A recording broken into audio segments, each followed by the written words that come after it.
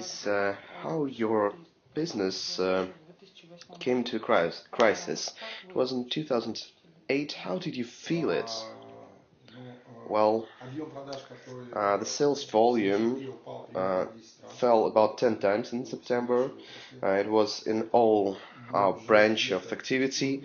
So we were the first ones in the country to announce that we froze all our facilities. In fact, on the 16th September we did it, and the next day all the headlines had the information that the crisis had started. So sales volume fell, no liquidity on the market, the impossibility to take credit.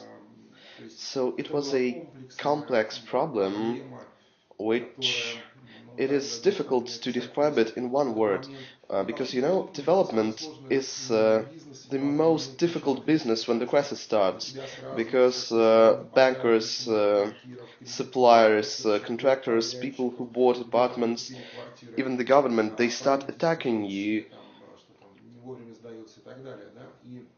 and being under this heavy crossfire, not a lot of developers' company survived and remained independent. A lot of companies which had been free, they were bought by other owners, which is the sign of the fact that this is a difficult business. It's on the summit of all economy and politic factors, and that's why, because economic crisis, which started in 2008, it started with the problems on the mortgage markets, in the real estate area, and this is the sign of the fact that this area is one of the most powerful in the world. Well, let's say in China 25% of gross domestic product is produced by building homes and offices. We analyzed about 40% all building complex gives boosts to GDP. 40% of what we produce is connected to building. And sure enough, the loss of this locomotive, it hasn't recovered yet, and I'm sure it won't recover too fast, because, I believe we have about 4 or 5 banks which are able to finance a big construction project, because you need about $70 million to build a house, and only 5 main banks can afford it, the top 5. And while we are not on the levels of construction we had before crisis, I think it's impossible to say about the positive trend. I think it's too early for that. Okay. Tell me please, if we go back to the beginning of the year 2008 and probably up to these days, what were the measures taken by the government? Or there were no measures? This is a difficult question. Let's say the measures are needed when someone's drowning. This is the time when measures are needed, not when he's already dead. But probably it's not our government's fault. Unfortunately, the area was completely destroyed, and there was no way to help. There were some efforts, but we see the result, and the result shows that real estate prices, they are on the level of the times before crisis. And it doesn't show that the market entered this level. It shows that the offer fell 5 times. So the level of construction is very low. I mean, commercial estates, I don't know. They tried to establish some stability funds, I don't know. I didn't feel it. So you didn't feel it? Well, not me, or probably the companies I've been talking to, they didn't feel any kind of support, probably only moral, but no financial support from the point of view of some law support to make it impossible for the raiders to get hold of these facilities. I don't want to blame anyone, I just don't know. And whether raider attempts, they still continue. Not so long ago, uh, year 2012, we won all the courts. So together with militia, together with the officials, I know that 99% of companies, they were affected in this or that form by aggressive action of aggressive structures. Not always it's not, you can say that it's a raider assault, but when, for example, the bank doesn't prolong the credit line to you, it's not, you can call them raiders, but it's some other form which probably we don't yet know, but this was. Okay, the next question they are really like. What was your personal attitude? Well, my hair didn't turn gray, you see. As for my nerves and my powers, when I have time, probably I will write a book or probably a serious interview on this topic. People who know me, they don't understand how I did this, how I survived it, because it was something incredible. It is impossible to describe with the words now. There was nothing good in it, once again I say, and unfortunately, they say that crisis gives you new opportunity. Crisis is good, but I think people who say like this, they are not completely healthy, or they are not in mental health. A normal person doesn't want to have crisis in his country. He doesn't want the level of unemployment, the bankruptcy. It's just a wordplay, or I don't know.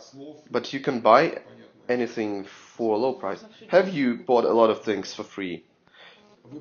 You know, once again, uh, who bought? Who get all these? Bankers, financial institutes. It doesn't only happen in our country, it happens in all the countries around the world. Why we have Wall Street? They blame financial officials. Around the world, people understand that if the financial sector created the problem, and let's try to add 2 plus 2 and see the result. It's obvious we don't need to invent anything, and we see today that all banks, they are working, financial groups are working, which had the access to the resources. We don't have middle business, we don't have small businesses. So this is my vision of the volumes I see and the process of recovering.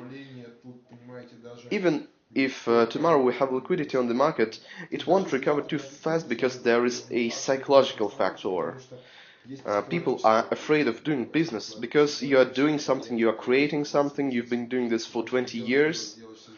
Well, okay, I was able to survive, but I put so much effort in it, and other people spent 10 years and then a bank gets all of it, or some financial institutions. I think this is unfair, and I will explain you why. Look, when you received a credit from a bank, first they told you that our credits are expensive because the return rate is low. You've been counting your business model, you've been believing that this company would be able to return this credit. So if you say that you were wrong, then you were also wrong. Why did you give this credit in the first place? So the responsibility must be shared in this case. Businessmen and financial institutions, and not like it's an elementary thing. I want to explain it. There is a single volume of money on the market. You create more liquidity, the money mass grows 2 times. The demand becomes higher, businessmen open facilities, then you shrink this money mass, and people stop buying what they planned to buy. They cannot return the credits, they cannot pay their mortgage, and financial institutions get all these assets. This is a thing obvious to everybody in the world, and this is what we saw, because who were affected as a result of the crisis? Those who took out a loan to buy an apartment. And what people did this? And the interest rate was even higher in the beginning of the crisis. Can you imagine? And who uses mortgage? The most active the most active part of the population who can plan, who can live in a better place, who can create a family. And this was a huge blow. Our mortgages was 14 or 15 interest rate. And I saw people whose interest rate was 21%, instead of making it lower like in all normal countries in the world. In normal countries it's 3, 4, 5% maximum. So this parameter, we need to learn to understand the following things. That an apartment for a person in Russian mentality is the basis of the basis. And unless you have an apartment, you don't feel as a citizen. You don't feel socially responsible. You're just a beggar on the street. You can commit a crime. And when you have an apartment, because America went out of recession using this mortgage system, a person becomes, the real man, the man. I'm not afraid of this word. Well, I agree. I think that's what they're trying to use. That's the main task of the government, to make it possible for anybody to buy an apartment. And look, if a student knows that he is able to do this after graduating in 2 or 3 years, he will study. He will know that with his salary of $1,000 or $1,500, he will be able to do this. He will understand why he gets education. Because today students understand that today it's impossible to get an apartment being an honest man. This is a total blasphemy, because the number of companies who offer apartments grow, and then we will come to balance. It doesn't mean that we need to do this in the first year, but it will give the people an opportunity to understand why do they get this education. People will know that they can plan their family, children, and things like that. You can say anything. For example, vacation. You can refuse a vacation, or probably don't go to the sea or spend it in your country house. But the basis of any country, of any state, is apartment, is real estate. And if our country is able to provide this, I assure you, we will not have any protest rallies. Everything will be normalized. The situation will get stable, I'm sure.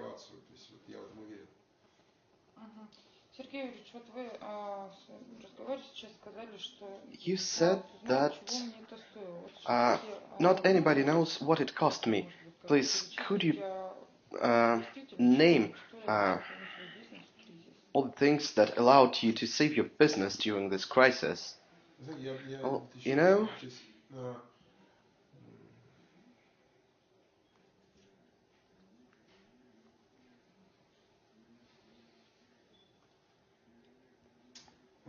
look, I won't be able to give an answer in 2 minutes, and I'm not ready to provide a 2 hour discussion. So allow me not to give an answer. So from the point of view of financial losses, everybody knows the numbers, it's obvious. And from the point of view of energy, of desire and all the other things, it's a topic for another program. Okay, I've got a question. Remember the crisis of the years 98 and 2008. Can you compare them? Let's say in 98 we didn't have credits. Though sales volume fell, then it recovered really fast. I believe that 98 it wasn't a crisis, it was a system correction. It was a correction of ruble dollar currency. I don't believe that in the year 1999 we had a crisis. In 2008 this was a real world crisis. They are incomparable. They are local and global. Probably after some time we'll say the same about 2008. Well, I don't think the analysis showed that the crisis of 2008 was the most global of what we had. That's why, once again, it isn't over yet.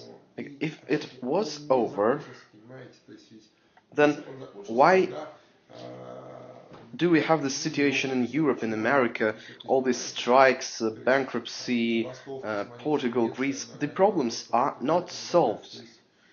Not G8, not G20. It's obvious that there are no decisions. They said they closed the door, discussed, look, Davos Forum. And what? There was not a single decision taken in Davos. That's why, speaking about, because crisis only ends when all the system problems are solved, and they aren't solved. The countries are entering the default state today or tomorrow, and if today it is said that it's unknown whether euro will last, it's 50-50. Well, if any forecast is more than 10%, it's a huge danger. You can consider it as a big danger.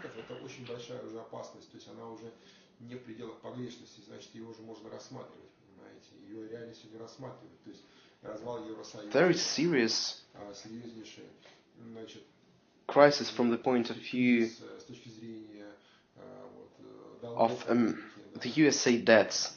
By the way, I will tell you that from this point of view, I think Russia is the best one, is best prepared, because today it is very difficult to scare us with anything, and for Europe and for the USA 2008 was not so grave, and we have some stock in currency. Whether we'll be able to use this possibility and get to the first place in the world, it doesn't depend on me, it depends on the leaders in the country. But we sure do have this chance, and not to use it today, I think it would mean that we will never be able to use it, because I don't think we'll ever have this chance once again. I think the main thing is not to be afraid and not to hold the stocks unused, but to start to subside credits, to credit people, not the organizations, to let the active part of the population use it. Look, yesterday there was a presentation by a student from Moscow University, and she said that nearly everybody wants to leave the country. And today, the youth, if they have the opportunity, they would be glad to leave the country. And the question is, it's not a question of economy, it's if we cannot hold the thinking population within the country, in 10 years we'll have huge geopolitical problems and we'll not be able to solve them with money or with anything. Because if you lose people, if you lose energy, that's it. We can turn into a third world country. Even though we have a lot of money, we'll be some nation without science, without energy, without entrepreneurship. We'll only use the products from the Western world. Probably just one question and that's it. Because I've said enough. For 2 articles. I asked all the questions that my colleague asked me to ask. But okay, let it be 2 questions. Then I will have to choose which one to ask. I would like to ask you about Inteco. In 2008, it was also affected by the crisis. Probably it wasn't even 2008. Methods, when in South Butova, the people were driven out of their apartments. Tell me please, could all of them afford it? Look, you ask a question, I don't know anything about the topic you're asking about, and if you know, you can tell it yourself. Once again, I don't know what you are speaking about. Sure enough, Inteco could allow itself to do more than other companies, but I know a lot of colleagues who work there. They were under more control. Mass media, they showed even the smallest mistake. Probably I could make this mistake and I could make it unnoticeable. And if it was made by Inteco, it was under the magnifying glass. That's why I'm not prepared to comment on Inteco.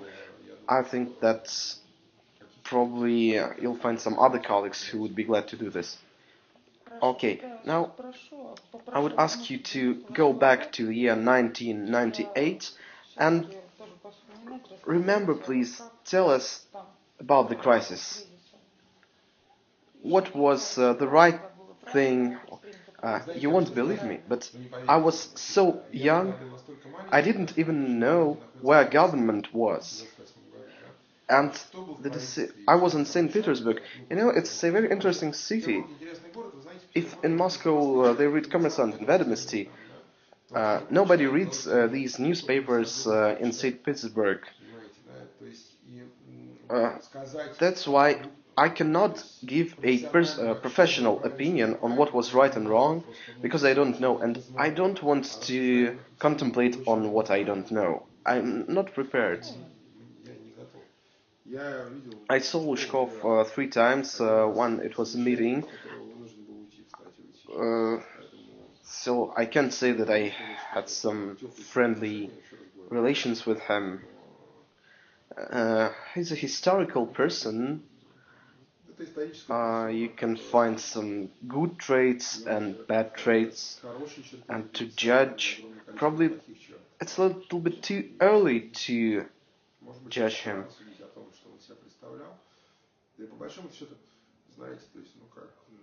You know, Moscow has changed a lot. I was in Moscow in 1994. It was so dirty. In St. Petersburg it was much better, but since then the city changed.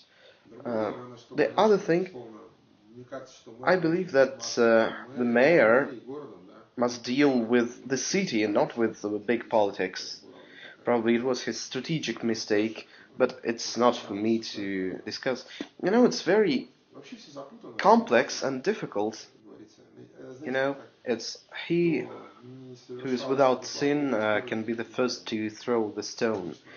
Having this city, there were a lot of new answers and some other things. We'll see. Oh.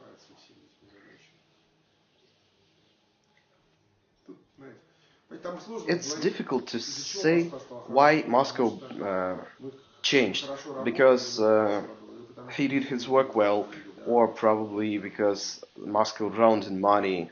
I don't know. But he didn't have any problems in business. In this story with the mile, with Lushkov, it was impossible. So the next day, all the participants would have been summoned. There would have been a very serious discussion, and if I was wrong, I would be scolded. But I don't see this will. Probably it coincided with the elections. Everybody is occupied with this. I believe that after the presidential elections, the state officials will have to deal with bringing our country from 120th place, as Putin said, to move to the 20th place. It's not possible to just cross out the one. Then some serious work must be done, and without recovering all these things, without working with the business communities, courts, it is impossible. We won't be able to rise.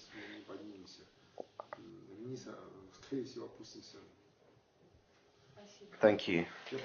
I will go.